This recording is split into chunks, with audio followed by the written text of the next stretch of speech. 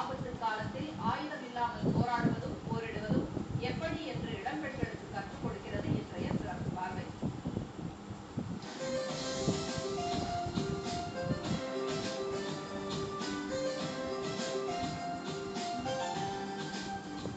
கௌரவம் காக்க அன்று கண்ணகி கையில் ஏந்திய சிலம்பும் இன்று கண்மணிகள் கையில் எடுக்கும் சிலம்பும் வெவ்வேறானவை.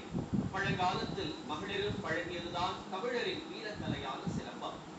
கணினி யுக பெண்களையும் விட்டு வைக்காத சீண்டல்கள் தொல்லைகளை எதிர்க்கக்கூடிய மன உறுதி என்ற வித்தையை விதைத்துக் கொண்டிருக்கிறது இந்த வித்தை.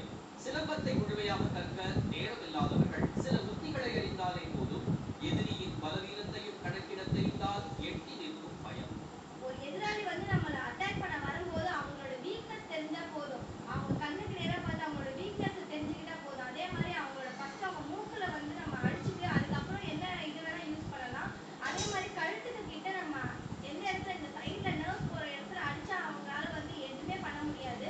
இந்த சைடு அப்படியே ஸ்டாப் ஆயிடும். சிலம்பம் அவங்க போய் ஒரு மூணு வாரம் இல்ல 4 வாரம் கத்துக்கணும்ன்ற அவசியம் கிடையாது. அவங்களுக்கு அந்த டெக்னிக் தெரிஞ்சாலே போதும். அவங்க எவ்வளவோ டிஃபென்ஸ் பண்ணிக்கலாம்.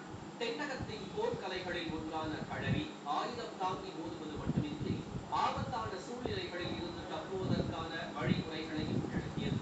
களரி